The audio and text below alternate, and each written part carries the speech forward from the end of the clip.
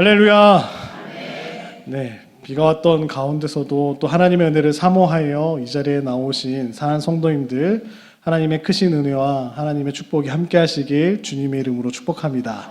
이 시간 함께 오늘 제목 한번 같이 읽고 함께 말씀 나누도록 하겠습니다. 걸맞게 구별되게 라는 말씀의 제목을 가지고 함께 신명기 14장 말씀 함께 나누고자 합니다. 신명기 14장 1절부터 29절까지 함께 보셨는데요. 크게 세 부분으로 전개가 됩니다. 1절부터 2절까지는 자신의 그 몸에 대해서 죽은 자 앞에 제사 드릴 때 함부로 몸에 손대지 말라. 귀한 자녀이다 말씀하시고 3절부터 21절까지는 먹어도 되고 먹으면 안 되는 그 음식에 대한 말씀을 해주시고요. 22절부터 29절까지는 11조에 대해서 말씀해 주고 계십니다. 이스라엘 백성들이 광야에서 했던 가장 놀라운 체험이 무엇이었을까요? 아직 광야에 있는데요. 가장 놀라운 체험은 무엇일까요? 네? 살아남는 거죠. 살아남는데 하나님의 백성들은 하나님의 말씀으로 산다. 기적입니다. 아무것도 안 하잖아요. 뭐 생산적인 일을 하는 것도 아니고 그냥 하나님의 낮에는 구름 기둥이 움직이는 곳, 밤에는 불 기둥이 지켜주시고 그냥 하나님이 가시는 곳에 쫓아서 졸졸졸 따라다니면 아침에는 만나가 내리고요. 또 때를 따라 메추라기도 한 번씩 왔다 갔다 하고요. 네, 먹을 것도 주시고 신이 헤어지지 않고 광야에서 40년 동안 그냥 모세를 통하여 전해주신 말씀에 순종하기만 하면 되었습니다. 다른 것을 요청한 것이 아니라 하나님의 백성은 하나님의 말씀으로 산다라는 훈련을 광야에서 놀랍게 체험하게 됩니다. 이스라엘 백성들은 광야에서 농사도 짓지 않았고요. 또 장사도 하지 못하고 돈을 벌지도 못한 상태였습니다. 오직 광야에서 모세의 설교를 듣고 가라고 하면 가고 서라고 하면 멈췄던 이스라엘 백성들입니다. 그런데 놀라운 것은 그들 중에 아무도 굶어 죽은 사람이 없었습니다. 말씀대로 살았는데 굶어 죽은 사람이 없었습니다. 그 이유는 하나님의 백성들의 먹는 음식이 하나님의 백성들 먹는 음식이 아니라 하나님의 은혜를 먹고 사는 사람들이다라는 것을 말씀을 통해서 저희들이 가르쳐주고 계시기 때문입니다. 사랑하는 우리 자녀들을 놓고 부모님들은 자녀들에게 할 수 있는 대로 맛있는 음식을 많이 먹여서 건강하게 키우려고 합니다. 근데 요즘 아이들에게 많이 생기고 있는 것이 있다고 합니다. 아토피성 피부 가려움증이라고 이렇게 몸이 이렇게 가려운 친구들이 많이 생기는데 대부분 과자 속에 들어있는 색소가 이런 아토피성 피부를 만든다라고 합니다. 그러니까 아이들이 과자 못 먹게 하더라도 뭐 어린이집을 가거나 유치원에 가거나 학교에서 친구들과 어울리면서 집에서는 먹지 않고 나가게 되면 몸에 안 좋은 그런 즉석식품들을 많이 먹게 되고 영양 상태도 조금 안 좋아지는 것을 저희들이 보게 됩니다. 그렇게 또 비타민 같은 채소나 과일을 많이 먹이려고 한다면 부모님들이 부지런하기도 하셔야 되지만 아이들이 좋아하지 않기 때문에 늘 식사 시간에 우리 아이들과 싸워야 됩니다. 먹을래? 너 이거 안 먹으면 뭐 TV 못 보게 한다. 뭐 장난감 안 사준다. 웃고 계신 우리 권사님들은 손주를 그렇게 지금 대하고 계신 거죠. 못한다 이렇게 계속 아이들은 못 먹겠습니다 하고 이제 권사님은 먹어야 된다라고 이렇게 늘 얘기하지만 늘 아이들이 좋아하는 거는 몸에 안 좋은 거는 어떻게 하라는지 가르쳐주지 않아도 너무나 좋아하죠. 신명기 14장에도 보시면 하나님의 백성의 특징이 무엇인지 세 가지로 말씀해 주고 계십니다. 모두 하나님의 백성은 무엇으로 사느냐에 14장은 관심을 갖고 있습니다.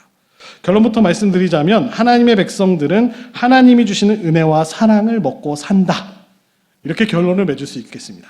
그래서 하나님께서는 이스라엘 백성들이 잘못된 것을 먹고 병들지 않도록 세심하게 지금 가르쳐주고 계십니다. 첫 번째는 죽은 자와 관련된 것을 가르쳐주셨고요. 1절과 2절에. 그리고 3절부터 21절까지는 실제로 먹을 수 있는 동물과 먹을 수 없는 동물을 구별해 주셨고요. 마지막으로 세 번째는 하나님이 정하신 성소에서 추수한 것의 11조를 바치고 먹고 기뻐하는 것을 알려주셨습니다. 하나님의 백성들이 자기들의 피땀 흘려서 번 돈이 아니라 하나님께서 주신 은혜를 먹고 사는 것임을 오늘 사는 저희들에게 가르쳐주고 계십니다. 저희도 이것을 고백하는 것이 굉장히 중요합니다. 앞으로도 하나님께서 우리를 은혜로 지켜주시고 우리의 살 길을 인도해 주시기 때문입니다. 우리 하나님께서 우리를 이렇게 인도해 가실 줄로 믿습니다. 그래서 오늘 말씀의 가장 특징적인 것은 동물 중에서 먹을 수 있는 것과 먹을 수 없는 것을 하나님께서 직접 구별해 주셨습니다. 먹을 수 있는 것과 먹을 수 없는 것을 반드시 구별해야 되는 것 중에 하나가 독이 있는 것과 독이 없다라는 것을 찾아볼 수 있죠. 산에 올라가서 버섯이 있는데 독이 있어서 먹을 수 없는 버섯과 먹을 수 있는 버섯을 구별할 수 있으실까요? 산에서 절대 버섯을 드시면 안 됩니다. 네. 지금 이 시기 가운데 응급실에 가장 많이 오시는 분들이 산에서 버섯을 드시고 독버섯을 드시고 오시는 분이 가장 많은 때라고 합니다. 구별할 수가 없습니다. 네. 구별할 수가 그냥 돈 주고 사 드시는 게 가장 안전합니다. 산에서 난 거가 아닙니다. 절대 드시면 안 됩니다. 잘못 먹으면 죽게 됩니다. 굉장히 독버섯을 보면 화려하고 나 한번 잡숴봐 라는 모습으로 유혹을 하죠. 먹음직도 하고 보암직도 하고 정말 너무나 정말 너무나 아름다운데 독버섯입니다. 네. 꽃 중에도 먹을 수 있는 꽃이 있고 먹을 수 없는 꽃이 또 있습니다. 진달래 같은 꽃은 먹을 수 있지만 비슷하게 생긴 철쭉은 또 먹으면 안 됩니다. 네. 상한 음식물 절대로 먹어서도 안 됩니다. 여기서 상한 음식을 좋아하시는 분 계신가요? 아무도 안 계실 줄로 믿습니다. 네. 맛도 이상하지만 벌써부터 열었을 때 그 냄새가 눈살을 찌푸리게 만듭니다. 상상이 되시죠? 네. 하나님께서는 이스라엘 백성들에게 정신적인 교훈을 주기 위해서 동물 중에서도 여러 가지를 먹지 못하게 하고 계십니다. 하나님께서 먹지 말라고 하신 것들은 대개 육식동물이거나 잡식성 짐승들이었습니다. 잘 분리해보면 육식이나 잡식성들이었습니다. 이것들은 성질이 사납기도 하고 실제로 고기도 질겨서 먹기도 좀 힘든 그런 것들은 먹지 말라고 말씀하십니다. 모든 짐승을 다 먹을 수 있을 것 같지만 실제로 잡아놓고 보면 질기거나 맛이 없어서 도저히 먹을 수 없는 것이 있는 것처럼 사람도 외모로 보는 것과 달리 하나님 앞에서 도무지 용납될 수 없는 사람들이 있다는 것을 가르쳐 주시고자 먹는 것을 통해서도 말씀하고 계십니다. 가나안 땅에서 사람이 죽었을 때 두 가지 의식을 한 것 같습니다. 하나는 살아있는 가족들이 몸에 칼을 베어서 피를 흘리게 한 행동들입니다. 그러면 죽은 자와 산자가 좀 더 하나가 될 수 있다라고 당시 풍습이 있었음을 말씀을 통해 찾아볼 수 있죠. 또 하나는 눈썹 사이에 있는 그 이마털을 또 밀었습니다. 아비마의 머리를 깎아서 고속도로를 낸 걸 막 이렇게 밀었다. 그래야지 죽은 자에게 좀 뭔가 가까워진다라고 생각한 당시 풍습이 있었다는 거죠. 피를 흘리는 모습은 어디서 좀 잘 떠올리시냐면 엘리야 선지자를 생각해 보시면 갈멜산에서 바알과 아세라 선지자들과 능력 대결을 벌였을 때 아무리 불러도 바알 신이 오지 않으니 바알 선지자들이 뭐 했을까요? 자신의 몸에 상처를 내고 피를 막 부르면서 자신의 신이 찾아오기를. 그러니까 당시 이방 신을 부르는 한 가지의 모습이었다는 거죠. 하나님은 이걸 하지 말라라고 말씀하시죠. 이런 식으로 자기가 죽은 자의 사람이 일정 기간 나타내서 죽은 자를 섭섭하지 않게 해야 죽은 자가 나에게 해코지하지 않는다라고 당시 백성들이 생각하고 있었다는 것이죠. 그래서 가나안 족속들은 살을 베어서 고통을 느끼고 앞머리를 밀어 표시하는 것으로 돌아가신 분의 예의를 표했다라는 겁니다. 그러나 하나님께서는 믿는 자들이 죽은 자와 어떤 연관을 짓는 것도 허락하시지 않으십니다. 왜냐? 우리는 하나님의 자녀요, 하나님이 주신 생명으로 사는 자들이기 때문에 하지 말라라고 명령하고 계십니다. 하나님의 백성들은 죽은 자에 대해 대단히 진지하면서도 분명한 태도를 가집니다. 죽은 자는 죽은 자이고 산 사람은 산 사람입니다. 죽은 자를 위해 기도하거나 죽은 자를 위해서 헌금하거나 죽은 자를 위해서 산 사람을 괴롭히지 않습니다. 왜냐하면 우리는 각자 하나님께서 주신 귀하고 위대한 삶을 살아가고 있기 때문입니다. 죽은 자는 죽음으로써 그 모든 한 일을 끝내신 것이고 살아있는 사람은 하나님께 최선을 다할 됨을 말씀하고 계십니다. 단지 죽은 자가 자신의 몸을 묻을 수 없으니까 산자들이 묻어주면서 귀한 생명을 주신 하나님께 감사드리며 끝이다 라고 말씀하시고 계십니다. 하나님이 주신 그 생명을 가지고 살다가 죽은 자가 귀하다면 지금 하나님의 생명을 가지고 살아있는 우리도 얼마나 귀하고 복된 존재인가라는 것을 1절 말씀을 통해서 가르쳐주고 계십니다. 우리는 살아있는 동안 이 생명을 가지고 하나님께서 우리에게 주신 그 귀한 사명을 가지고 아름답게 해야 할 일이 너무나 많음을 저희들에게 가르쳐주고 계십니다. 특히 하나님의 백성들은 우리의 몸이나 생명 자체가 다 누구의 소유일까요? 하나님의 소유임을 말씀하고 계십니다. 우리는 하나님의 재산을 함부로 훼손할 수 없습니다. 하나님의 백성들은 다른 사람을 죽은 것에 대해서 자기가 책임지려고 해서도 안 됩니다. 각자 나름대로 하나님의 부르심이 있고 우리가 살아있는 동안 최선을 다하여 우리 부르신 목적대로 살아가야 됨을 오늘 1절과 2절에서 분명하게 백성들에게 가르쳐주고 계십니다. 이 이야기가 마치자마자 이제 먹는 거에 대해서 이야기하십니다. 하나님께서는 이스라엘 백성들에게 죄를 먹지 말라고 가르치지 않으시고요. 그들이 먹을 수 없는 짐승을 정해 주셨습니다. 하나님께서 이렇게 하신 이유는 이스라엘 백성이 왜 하나님께서 이런 것을 먹지 못하게 하셨을까?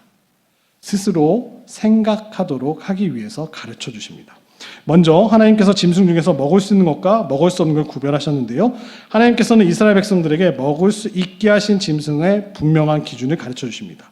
굽이 갈라지고 대세김질을 하는 초식성, 풀을 먹는 짐승들만 먹을 수 있다라고 써주셨습니다. 옛날 우리 할아버지 목사님들께서 이런 설교를 많이 하셨죠. 그리스도인들이 살아가는 자세를 보여준다고 하시면서 무엇보다 세상과 굽이 갈라져 있어야 된다. 그럴듯하죠. 굽이 갈라진 걸 먹어야 되는 이유는 세상과 굽이 갈라져 있어야 한다. 세상에 갈 수 없는 술집이나 그런 카바레 같은 그런 주점 같은 일절 가지 말아야 되며 대세김질하는 것처럼 항상 하나님의 말씀의 집에서 직장에서 그 말씀을 대세김질해야 된다. 그렇기 때문에 굽이 갈라져 있고 대세김질하는 짐승을 먹게 해주셨다라고 어렸을 때 몇 번 들었던 기억이 납니다. 그렇게 설교하셨던 것 같아요. 그리고 소의 대세김질에 대해서도 자세히 설명해 주셨는데 소가 일단 위가 몇 개가 있어서 풀을 많이 먹은 후에 다시금 되집어내서 차근차근 입에 올려서 차근차근 곱씹어는 그런 구조인데 마찬가지로 우리도 하나님의 말씀을 일단 많이 먹은 후에 집에서나 직장에서 차근차근 대세김질해서 자기 것으로 소화해야 한다고 가르쳐 주셨습니다. 그럴듯하죠. 이렇게 설교하는 걸 알레고리, 풍유적 설교라고 하는데 요즘은 이렇게 설교하시는 목사님이 거의 안 계십니다. 이렇게 말씀하시지 않죠. 일단 굽이 갈라지고 대세기라는 짐승들은 다 초식성입니다. 풀을 먹는 짐승들인데 사자나 호랑이나 표범 같은 짐승들은 육식을 하는 짐승이기 때문에 이스라엘 백성들이 먹어서 안 됨을 말씀하고 계십니다. 성질이 사납고 고기가 질겨서 실제로 먹기도 힘듭니다. 멧돼지 같은 경우도 떠오르기에는 맛있을 것 같지만 실제로 잡으면 아무리 한약재를 많이 넣고 오랜 시간 끓여도 질깁니다. 그리고 냄새가 심합니다. 고라니가 아무리 많이 돌아다녀도 고라니가 이렇게 많은 이유가 뭘까요? 맛이 없기 때문에 안 잡아먹는 겁니다. 잡으면 노린내가 너무 많이 난다고 하더라고요. 먹을 수가 없대요. 고라니가 너무 맛있는 음식이었다면 고라니가 지금 어떻게 됐을까요? 다른 나라와 같이 멸종 위기종이 되었을 겁니다. 전혀 아무도 잡지 않습니다. 그냥 고라니인가 보다라고 이렇게 아무리 생각하지 저 고라니 반드시 내가 잡아 먹을 거야 라는 사람은 주변에 한 분도 안 계십니다. 그렇게 하나님께서는 먹을 것을 통하여 가르쳐주고 계심을 말씀하시죠. 그래서 이스라엘 백성들의 충격적인 건 잡식성도 먹을 수 없다라고 말씀하십니다. 잡식성 동물 중에 대표적으로 돼지, 개도 먹으면 안 됨을 말씀하시죠. 잡식성 짐승을 주는 대로 먹고 닥치는 대로 먹는 동물들입니다. 그래서 아무거나 먹기 때문에 깨끗하지 못하고 특히 순해 보이다가도 언제든지 공격적으로 변할 수 있는 멧돼지가 얼마나 무서운지 아시죠? 멧돼지를 보면 도망가야 됩니다. 군대에 있을 때 멧돼지를 보초로 서다 봤는데 콧구멍에서 나는 소리도 되게 무섭더라고요. 흥흥하며 다니는데 덩치는 산만하고 주변에 가까이 가기 힘든 멧돼지입니다.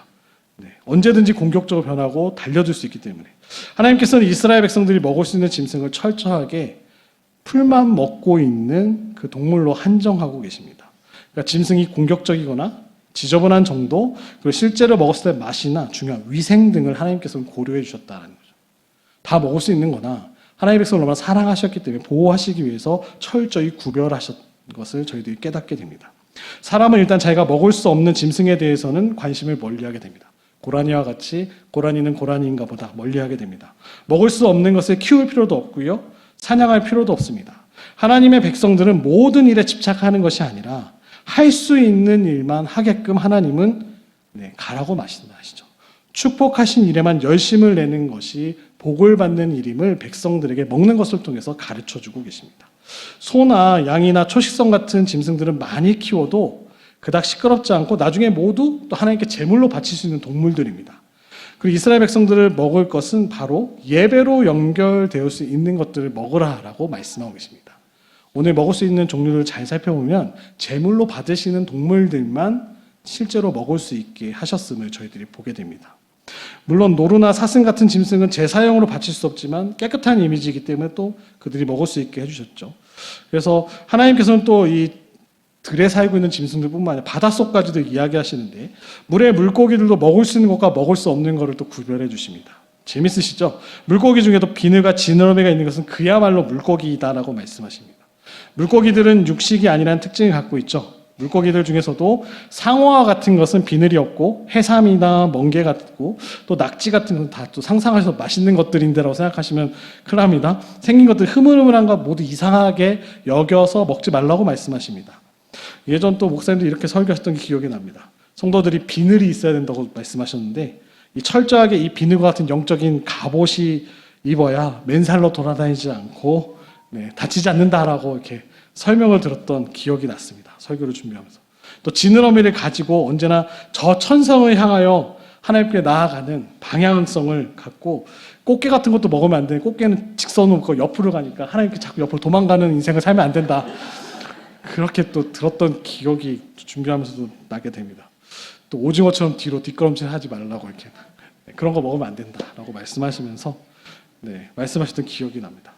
하나님께서 이스라엘 백성들에게 먹으라고 하신 것은 육식을 하지 않는 물고기들이었습니다. 물고기 중에서도 사람이나 다른 물고기를 공격적이거나 사체를 뜯어먹는 것들이 많이 있었기 때문에 그런 것들을 구별하여서 먹고 먹지 말아야 될 것을 말씀하고 계십니다.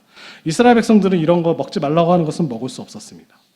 이런 것을 보면 우리가 신약 시대에 태어난 것이 얼마나 다행인 줄 모르겠습니다. 다 먹을 수 있습니다. 얼마나 다행인지 모르겠습니다. 낙지 같은 경우도 살아있는 채로 불에 굽는다든지 살아있는 채로 참기름을 찍어 먹는다든지 이렇게 먹을 수 있게 해주셨다는 거죠. 건강을 위해서 이제 등푸른 생선을 먹으라고 또 많이들 이야기하시죠. 그래서 이걸 볼 때 하나님은 물고기도 육식하거나 공격적이고 이상하게 생긴 거, 잡식성인 것들은 먹지 말라고 백성들에게 말씀하십니다. 조심하라고 가르쳐 주시죠. 더 나아가서 새까지 이야기하십니다. 날아다니는 새를 이야기하시는데 먹을 수 있는 것과 없는 걸 지정해 주시죠. 마찬가지로 육식성이고 잡식성 있는 새들은 먹지 말라고 말씀하십니다. 독수리, 매, 굉장히 육식성이고 공격적인 새들이죠. 그래서 그런 것들은 먹지 말라고 하시죠. 또 잡식성이 까마귀도 먹지 말아라 라고 명령하고 계십니다. 까마귀 같은 새들은 주로 사체들, 동물의 사체를 이렇게 먹는 새들이기 때문에 사체를 가까이 하지 말라. 또 율법에 나온 대로 전염적인 그런 병을 옮길 수도 있고 병균이 있을 수 있기 때문에 하나님께서 굳이 그걸 먹지 말아라 라고 명령하셨던 것을 찾아볼 수 있습니다. 그래서 하나님이 먹지 말라고 하신 짐승들은 무가치한 것은 아닙니다. 다 하나님께서 아름답게 지으신 동물들인데요.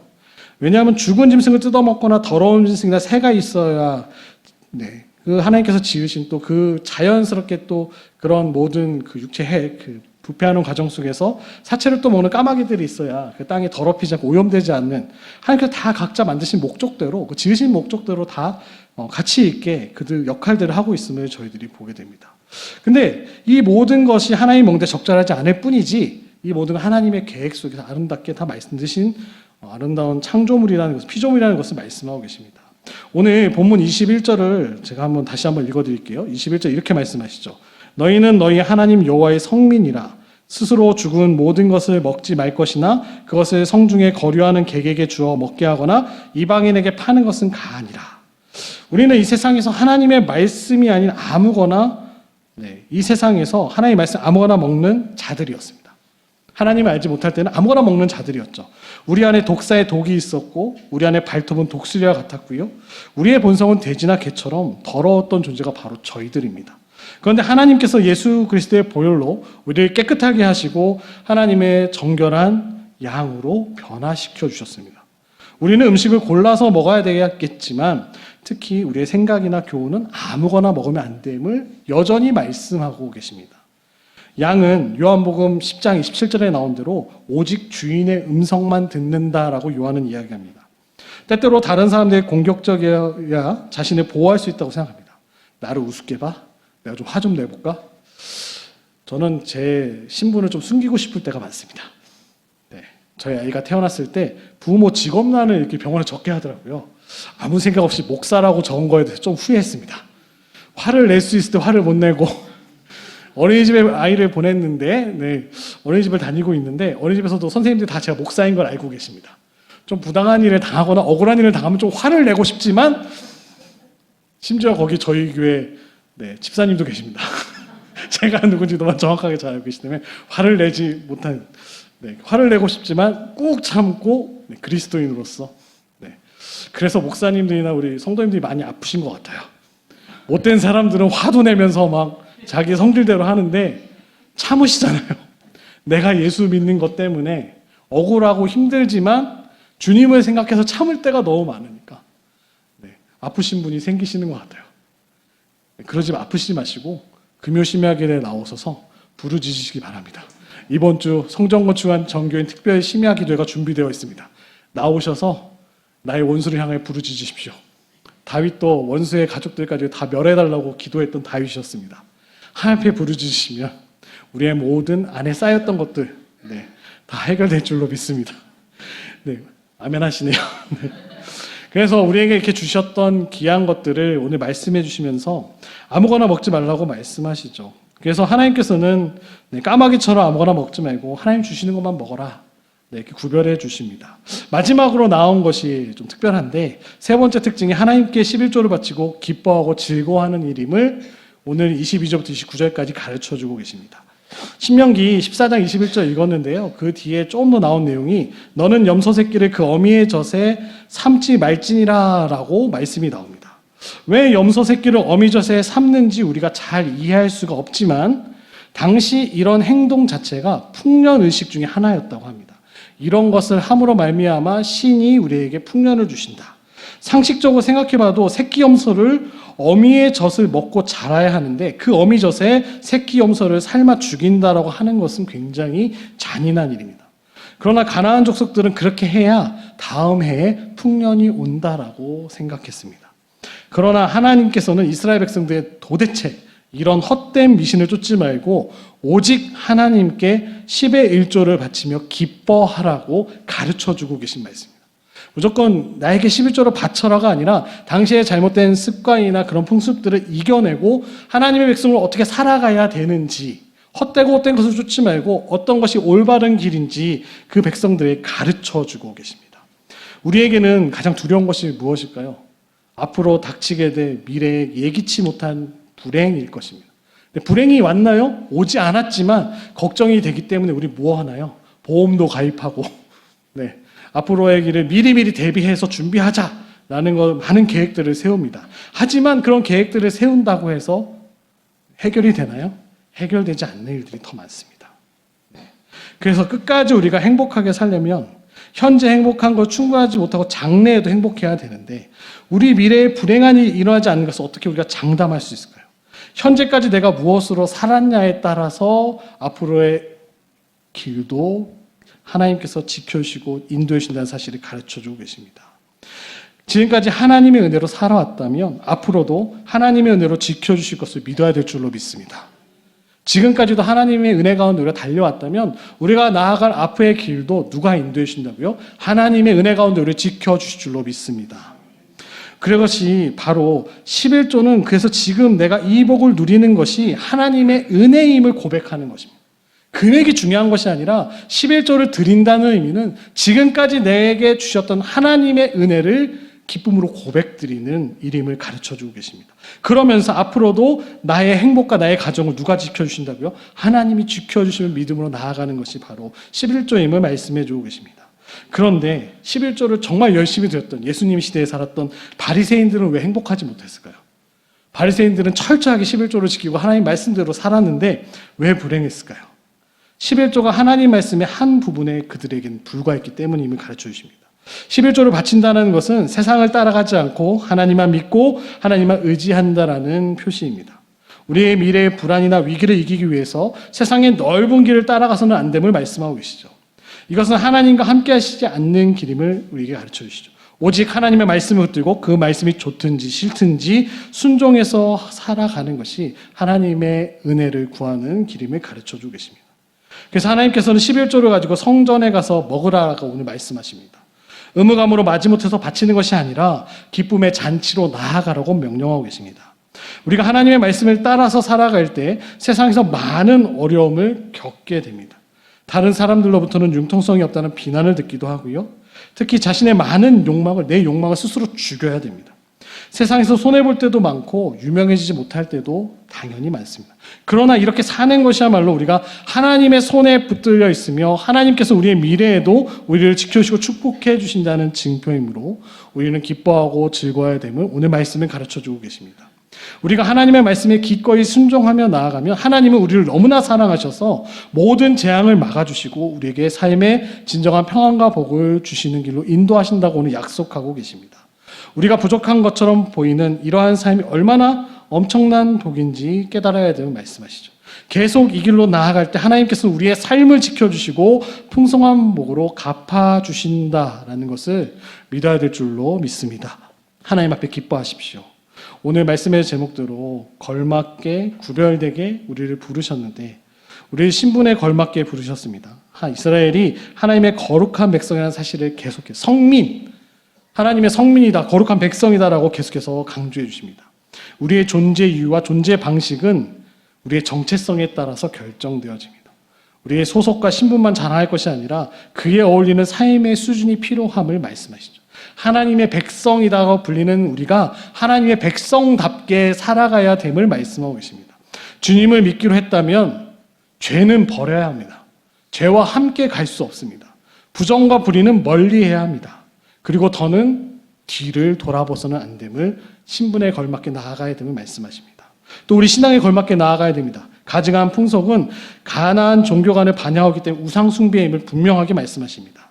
특히 1절과 2절에 나왔던 대로 돌아가신 분을 위해서 자해하거나 머리를 깎는 삿발의 행동은 애도나 추모의 의미를 넘어서 우상 숭배 의식과 같다라고 하나님은 지적하고 계십니다. 금하시고 계십니다. 우리가 살아가는 이 세상 가운데 이 문화와 또 상식을 여기는 풍속들은 단호히 거부해야 됨을 말씀하고 계십니다. 그리스도다움을 구현할 영역이 어디인지 우리의 삶의 자리에서 찾아내시고 그 삶의 자리에서 그리스도인답게 살아가시는 사랑하는 성도인 되시기를 축복합니다. 또 하나님 우리 말씀 주신 의도가 있겠죠. 의도 없는 규정은 없습니다. 뭘 먹어야 될지 말아야 될지 이 규정을 지킴으로써 이스라엘은 만민 중에 구별되어 하나님의 거룩한 백성이 되었습니다. 하나님이 부르신 것에 합당하게 그 뜻에 맞게 어울려 살아야 됨을 말씀하시죠. 우리가 주일과 또 주중의 삶과 또 교회 안에서의 모습과 교회 밖에서의 모습을 구분하기보다는 모든 날 모든 영역에서 세상과 또렷이 구별되는 삶을 살아내시는 이 시간 사랑하는 성도들 되시기를 주님의 이름으로 축복합니다. 그리고 우리의 시간을 성별해야 됨을 말씀하시죠. 오늘 본문에는 시간이 가득 표시되어 있어요. 매년, 매 3년, 매 7년에 6해, 아비벌의 7째 달 7주 기념일을 표시하듯 이스라엘을 살면서 기억하고 지켜야 될 일정들을 오늘 말씀하고 계십니다. 그렇게 시간을 구별하여 기억과 감사와 책임의 시간을 날마다 하나님께 드림의 시간을 드리는 사랑하는 성도들 되시기를 축복합니다. 그리고 우리의 소유도 성별되어진다. 거룩하게 구별되어짐을 말씀하십니다. 하나님을 경외하는 삶의 실천은 내가 얻은 소출의 11조를 드리는 것에서 나타남을 오늘 본문은 말씀하십니다. 안식일이라는 시간을 구별하여 드리는 것이라면 11조는 내 소유를 구별해 드리는 것임을 말씀하시죠. 10분의 1을 드림으로 어떤 의미일까요? 전부가 하나님 것이다 라는 고백임을 나타내주고 계십니다. 정한 것과 부정한 것뿐만 아니라 하나님의 것과 나의 것을 구분하게 하신 은혜가 있음을 꼭 기억하시기 바랍니다. 그리고 마지막으로 나눔에 대한 말씀을 해주고 계십니다. 3년마다 비축한 11조는 레위인과 객과 고아와 가부들을 위한 몫이다라고 분명하게 이야기하십니다. 11조는 하나님을 향한 경외와 감사의 표현이지만 이웃에게까지 열매가 맺음을 오늘 본문은 말씀해주고 계십니다. 신앙의 터전인 성전을 지키고 생활의 터전인 우리 주변의 어려운 이웃들을 지키는 길임을 말씀해주고 계십니다. 하나님께 경외함으로 감사를 올려드리고 이 감사는 또 나눔으로 이어지어야 됨을 가르쳐주고 계십니다. 하나님의 백성이라는 이름은 단지 그냥 하나의 이름이 아니라 우리의 거룩한 삶을 통하여 증명해내야 됨을 오늘 본문은 저희들에게 말씀해주고 계십니다. 거룩함이란 속된 것과 구별되는 종교적인 행동이 아니라 그것을 믿는 자들의 삶의 방식으로 나타나여짐을 꼭 믿으시기 바랍니다. 오늘 시불교에 나타난 것은 풍요와 번영을 삶의 목표로 삼고 있었던 가나안 사람들과는 다른 하나님의 거룩한 백성으로 그 가치관에 물들지 말라라고 명령하고 계십니다. 대안적으로 하나님의 나라의 삶이 무엇인지 11절을 통하여 백성들에게 가르쳐주고 계십니다. 우리 교회와 우리 모든 성도님들이 이런 말씀이 실제가 되도록 나서지 않는다면 여전히 이 세상은 돈이 지배하는 세상이 되고 교회는 아무런 희망이 되지 못하는 줄로 믿습니다. 사랑하는 성도 여러분, 오늘 말씀을 꼭 붙드셔서 삶의 자리에서도 하나님을 영화롭게 하며 예배자로서 살아가시는 구별된 삶을 살아가시는 사랑하는 성도들 되시기를 주님의 이름으로 축복합니다. 말씀으로 살아내셔서 하나님을 기쁘시게 하며 이 세상 가운데 믿는 자의 모습이 무엇인지 보여주는 저와 우리 모든 성도들 되시기를 주님의 이름으로 축복합니다. 기도하겠습니다. 참 좋으신 하나님 아버지 감사합니다. 오늘 말씀을 통하여서 우리의 신분에 걸맞게 또 신앙에 걸맞게 의도에 걸맞게 우리의 시간을 성별하며 우리의 소유를 구별하며 우리의 나눔을 또 구별하여 드리는 또 말씀을 함께 나눴습니다. 삶의 자리에서도 하나님을 영화롭게 하며 하나님을 예배하며 그리스도인답게 살아나가는 우리 모든 사랑하는 인천중앙교회 성도님 한 분 한 분의 삶이 될 수 있도록 인도하여 주시고 붙잡아 주옵소서. 감사를 나누게 하여 주시고 하나님께 날마다 영광 올려드리는 저희 모두가 될 수 있도록 은혜 더하여 주옵소서. 감사드리며 예수님의 이름으로 기도드립니다. 아멘.